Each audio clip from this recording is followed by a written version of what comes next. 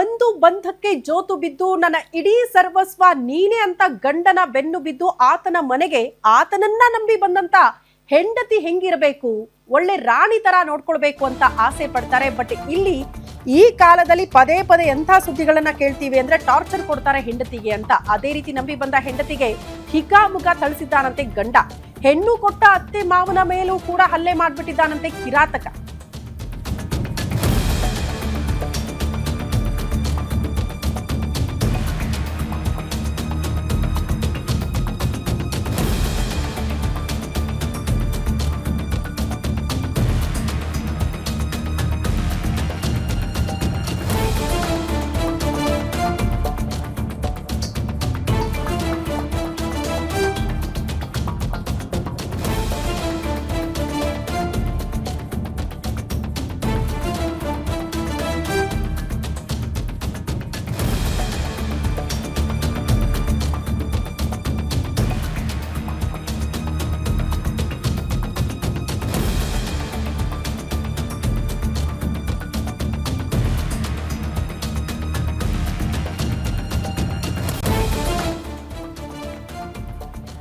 ನಂಬಿ ಬಂದ ಹೆಂಡತಿಯನ್ನ ಅಟ್ಟಾಡಿಸಿ ಹೊಡೆದಿದ್ದಾನೆ ಇಲ್ಲೊಬ್ಬ ಕಿರಾತಕ ಪತಿ.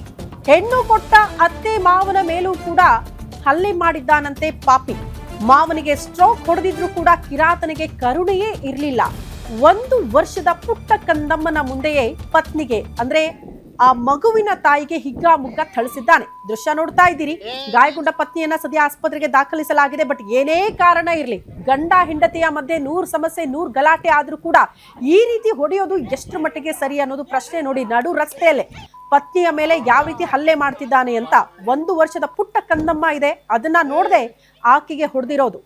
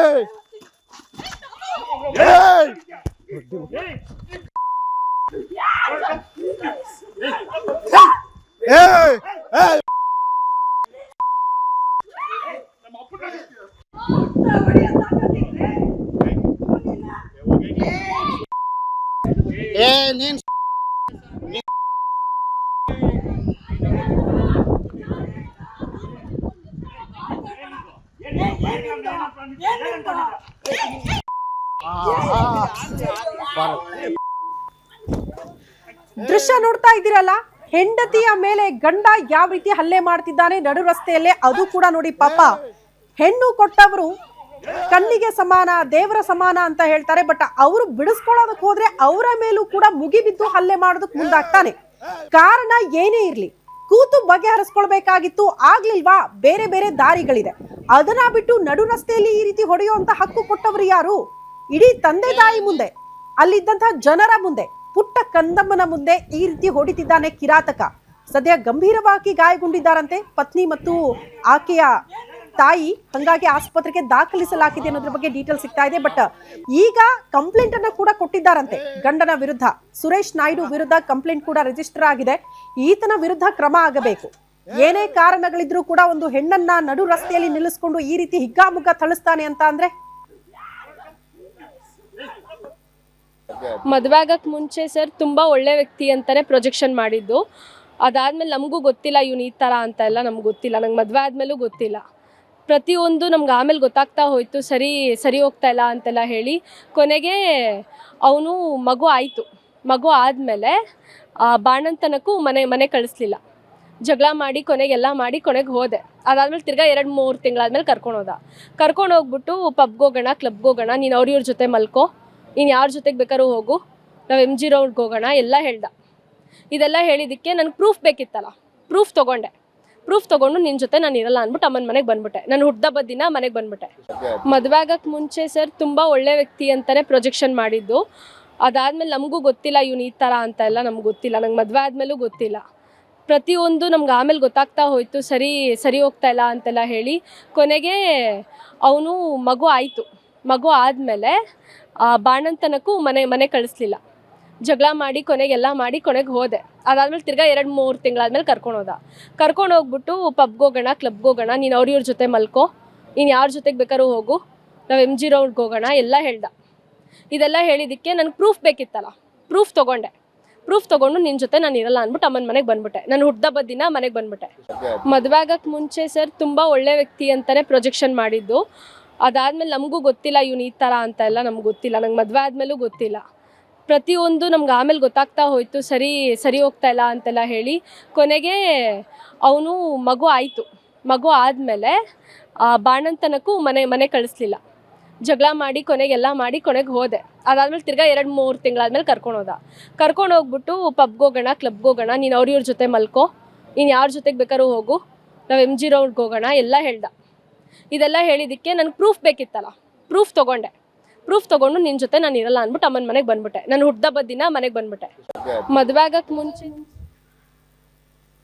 ಇದು ನೋಡಿ, ಈಗ ಹಲ್ಲೆ ಆಯ್ತಲ್ಲ, ಜೋಶಿತಾ ಅಂತೆ, ಅವ್ರು ಮಾತನಾಡ್ತಾ ಇದ್ರು. ಮದುವೆ ಆಗೋಕ್ಕೂ ಮುಂಚೆ ಒಳ್ಳೆ ರೀತಿಯಲ್ಲಿ ಇದ್ರು, ಬಟ್ ಮದುವೆ ಆದ ಮೇಲೆ ವಿಪರೀತ ಟಾರ್ಚರ್ ಆಗ್ಬಿಟ್ಟಿತ್ತು. ನನಗೂ ನಿನಗೂ ಸರಿ ಬರಲ್ಲ ಅನ್ನೋ ಕಾರಣಕ್ಕೆ ತಾಯಿ ಮನೆಗೆ ನಾನು ಬಂದೆ. ಆದ್ರೂ ಕೂಡ ಹಂಗೋ ಹಿಂಗೋ ನನ್ನ ಕರೆಸ್ಕೊಂಡು ಹಲ್ಲೆ ಮಾಡೋದಕ್ಕೆ ಮುಂದಾಗ್ತಾರೆ, ಟಾರ್ಚರ್ ಕೊಡ್ತಾರೆ, ಇವ್ರ ಜೊತೆ ಹೋಗು ಅಂತೆಲ್ಲ ಮಾನಸಿಕವಾಗಿ ಹಿಂಸೆ ಕೊಡ್ತಿದ್ದಾರೆ ಅನ್ನುವಂತಹ ವಿಚಾರವನ್ನ ಅವರೇ ಹೇಳ್ತಿದ್ದಾರೆ, ಜೋಶಿತಾ ಅವರು.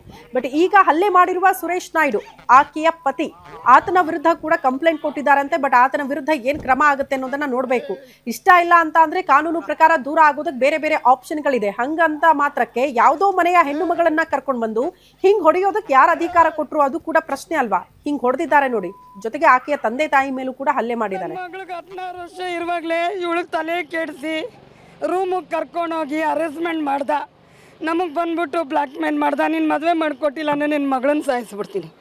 ಇವಳಿಗೆ ಮದುವೆ ಮಾಡಿಕೊಟ್ಟು ಎಲ್ಲ ದುಡ್ಡು ಖರ್ಚು ಮಾಡ್ದು. ಮದುವೆ ಆಗಿ 1 ತಿಂಗಳಿಗೆ ಪ್ರೆಗ್ನೆಂಟು ಮಗು ಆಯಿತು. ಮಗು ಆದಮೇಲೆ ನಾನು ಅವ್ರ ಜೊತೆ ಶೋಕಿ, ನನಗೆ ಇವ್ರ ಜೊತೆ ಶೋಕಿ, ನನಗೆ ಆ ಹುಡುಗಿ ಬೇಕು, ನೀನು ಅವ್ರಿಗೆ ಫೋನ್ ಮಾಡು, ನನಗೆ ಆ ಹುಡುಗಿ ಬೇಕು, ನಿನ್ನ ಫ್ರೆಂಡ್ ಮಾಡಿಕೊಂಡು ನೀನು ನನಗೆ ಅವ್ರನ್ನ ನನ್ನ ಹತ್ರ ಕಳಿಸ್ಕೊಡ್ಬೇಕು.